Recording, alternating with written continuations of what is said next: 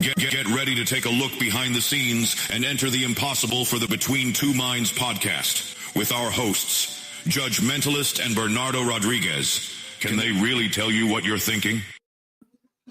Good afternoon, everybody. This is Judge Mentalist. We are back live from the Michigan Hypnosis Conference. I am here with somebody who has an incredible pedigree within the industry of hypnosis. I'm here with William Mitchell. You are so many things. You are a hypnotist. You are a hypnosis trainer. You run the Heartland Hypnosis Conference. You are a minister. You are a father. Where's the list at? Stage hypnosis too. Stage hypnosis. Yes. Right. So you do stage and you do clinical. That's right. You started doing clinical. Mm-hmm. So tell us, for anybody who doesn't know, tell us a little bit more about you. And well, I grew up here in the Midwest, so I'm very comfortable here at the Michigan Hypnosis Conference. That's where we are right now. But I grew up in Missouri and went to college and was always intending to be a minister, and went on to seminary. And then after having had several churches, I had a situation where I was doing a lot of speaking outside the church on psychological topics, and I was approached about helping people lose weight. And part of the deal was they used hypnosis as one of the modalities. And I called this psychologist friend of mine, and we went to lunch, and I told him about I was thinking about this, and he goes, "Oh, hypnosis is great. I use hypnosis all the time in my practice. It's not a cure-all. Nothing is, but don't be afraid of hypnosis." So I got the very elementary amount of training from the people that were running this company. And at the end, they said, "Yeah, we think you're ready. You're ready." And I go, "What do you mean? Don't I have to be licensed or certified or something?" The guy goes, "You are certified."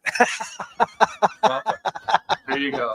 So I went out and started doing weight loss seminars in these big groups. And then I eventually started doing stop smoking. And after a while, I thought, I should go to a hypnosis conference. I'd never been to a hypnosis conference. So I went to Nashville Hypnotist for the first time in 2002, and I only knew one person there. And he also did seminars, and he pulls me aside and talks to me and says, "What are you doing here?" And I said, "I'm just here to see the circus."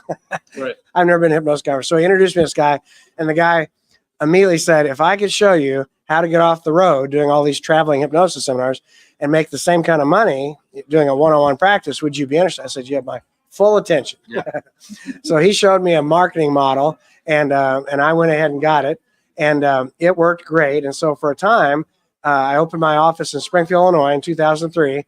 It took off, and then we opened three more clinics in Illinois. So for several years, we had 4 clinics in Illinois, and it was going great. But then 2007 hit, financial crisis, and so we just started pulling back.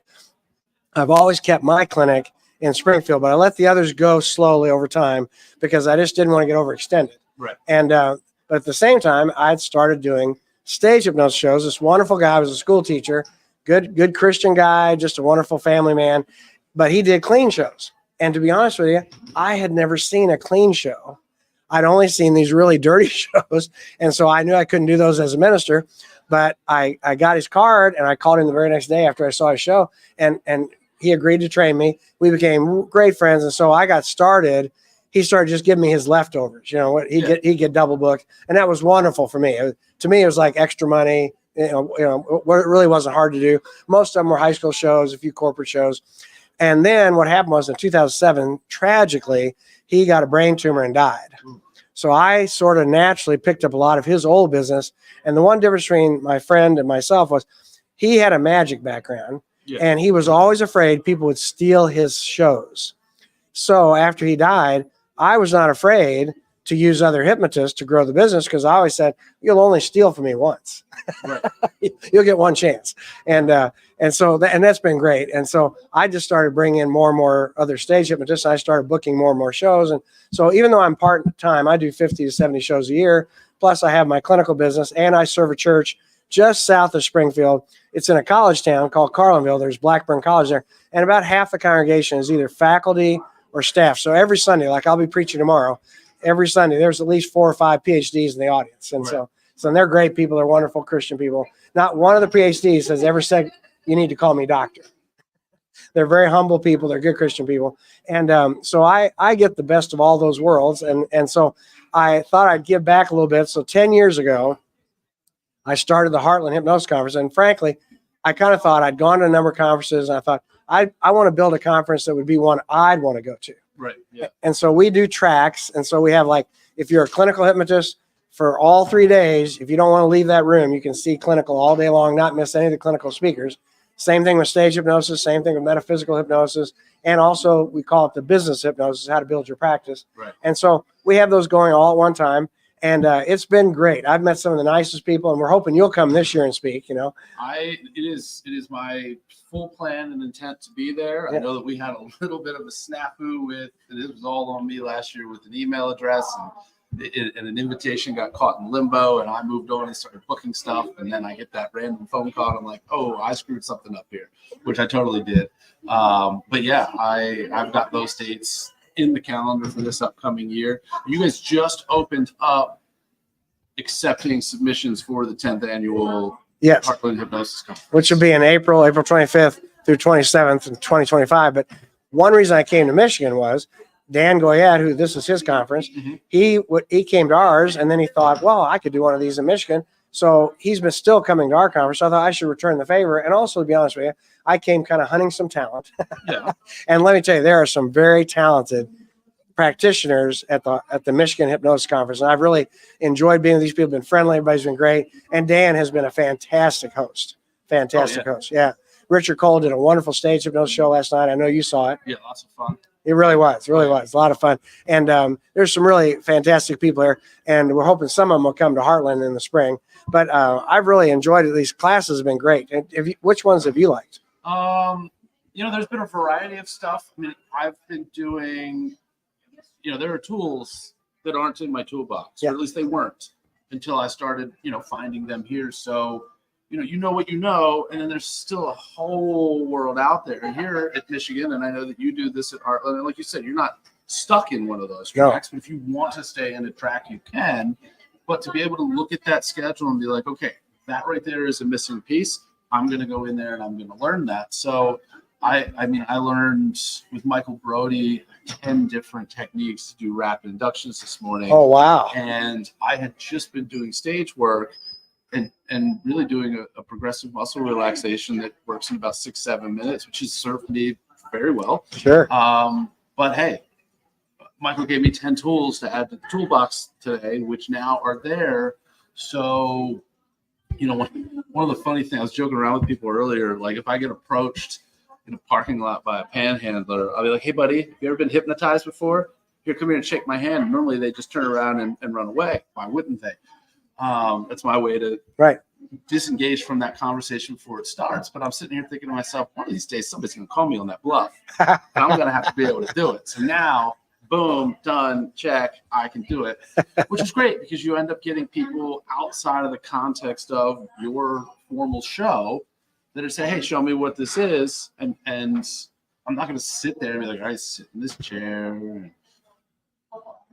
and go through this, what would be in a one-on-one situation, potentially drag that out for 10 minutes. Like, I'm not going to do that, but I've got something in the toolbox now that 45 seconds to a minute, boom. Now you know. Oh, that's great. Now you're there. So, yeah, it's been a lot of fun so far. Well, I know you came to my class too, and I learned a ton of stuff because, again, and I said this when I asked one of the questions. At that point in time, 90% of my exposure to the clinical side of hypnosis came from your talk. Yeah, one talk. Because this is for me, this is the first conference that I've attended that spanned more than just entertainment hypnosis. Right.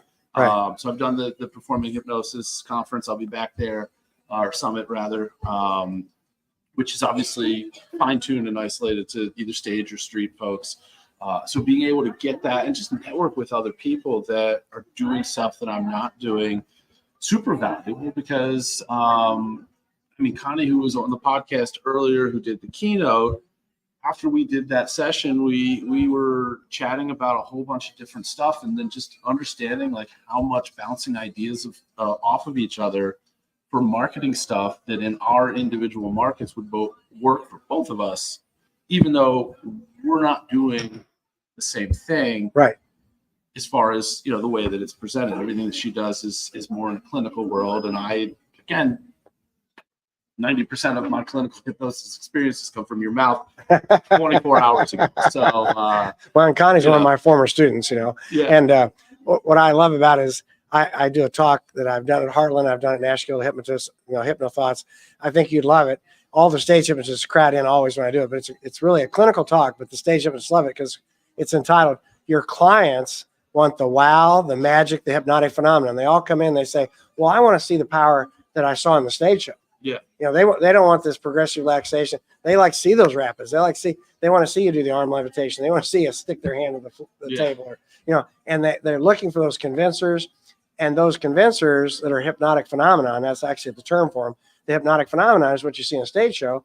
They want to see that in their actual therapeutic applications, and often they can be extremely powerful. You and I talked about the aversion techniques. Yeah. And food aversion is definitely a hypnotic phenomenon. And I've had many clients go years without eating chocolate. I'm putting a list together. Yeah. I mean, want to get myself in a little bit of a better shape. Fighting weight, right? Fighting weight. Get back there to my salad days, as they call it, right? Whatever that means.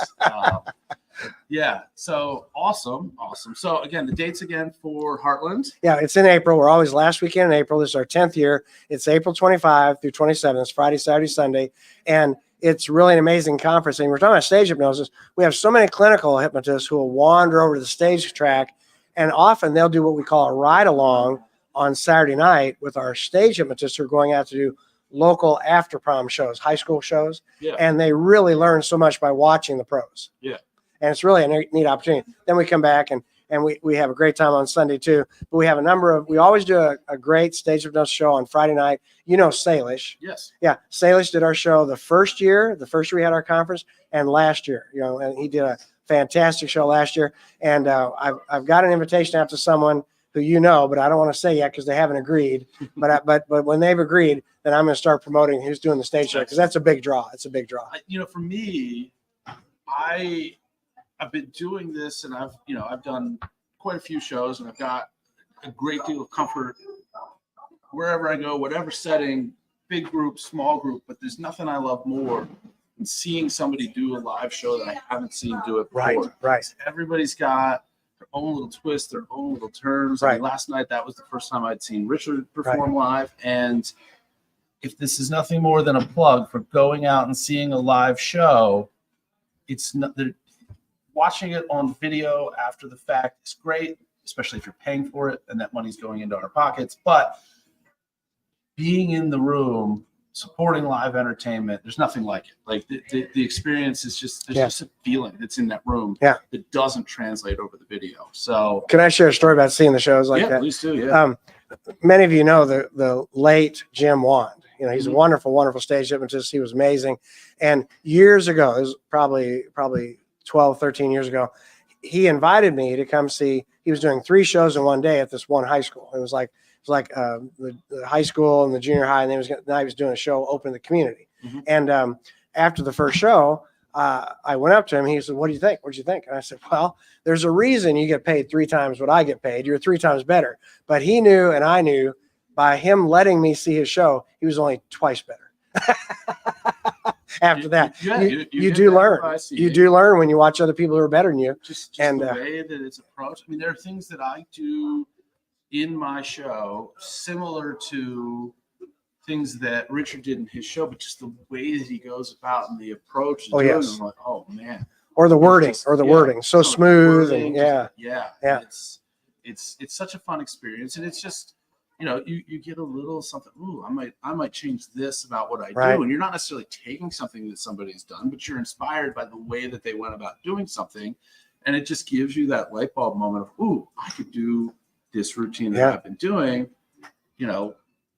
hundreds of times, slightly different. And because you've seen a way that somebody else has done something else different, that hey, that's going to really elevate this thing that I'm doing. And I definitely pulled few of those nuggets out of Richard's show last night, which I'm looking forward to incorporating some of that stuff. Well, and people always say to me, why go to these hypnosis conferences? You have to spend money, you have to travel, blah, blah. And I always say, just like being here this weekend, I always learn something. And so much of my continuing education in the last 20 years have come from going to conferences. I mentioned back in 2002, I went to Nashville Hypnotist that first year. Yeah. I picked up a wonderful stuff there that actually helped me change my career direction.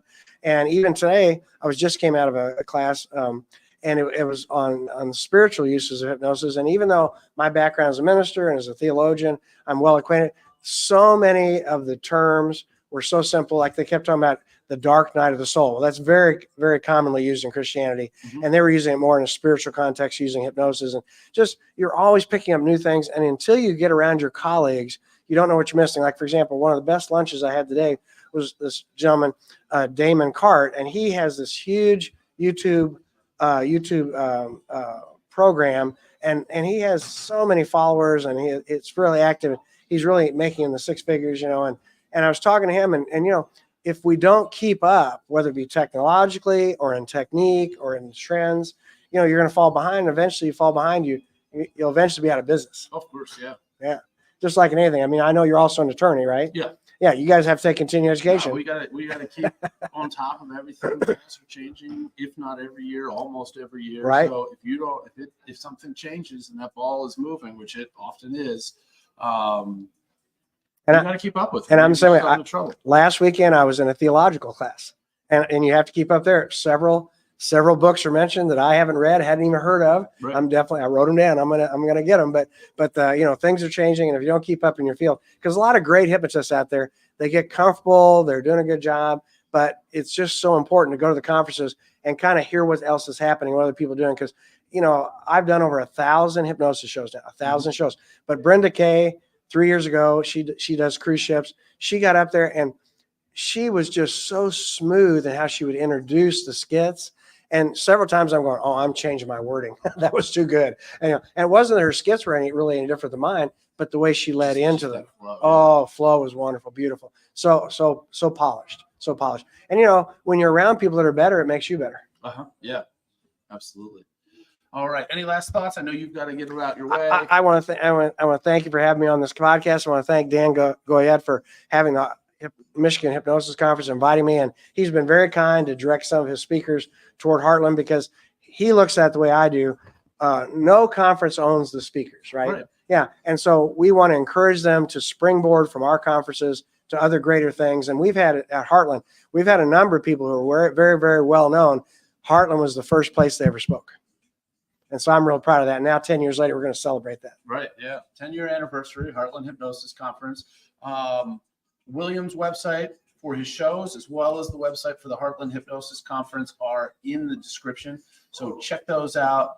Great information. Again, April this year, if you are somebody that has something to say and you are interested in presenting, not only are presentations open, but I saw on the website, like there's currently for an attendee a discount that's temporary. Big early bird discount. Early bird discount is happening. So, right. Get those tickets, get signed up for that. It's probably one of the bigger conferences, and obviously it covers a wider breadth of topics. So definitely check that out. There's like a 99% chance that I won't screw up my submission this year, and that you'll see me there talking as well. So, and by the way, you are forgiven. Thank you so much for that. All right. Well, thank you for joining me. Again, check out William's stuff. Check out the Michigan Hypnosis Conference in its 3rd year, and Heartland, which will be in its 10th year this April. Thank you for tuning in to the Between Two Minds Behind the Scenes podcast. Be sure to follow us on social media under Between Two Minds with the number 2 instead of TWO, or under Enter the Impossible. Thank you, and we hope to see you back for the next episode.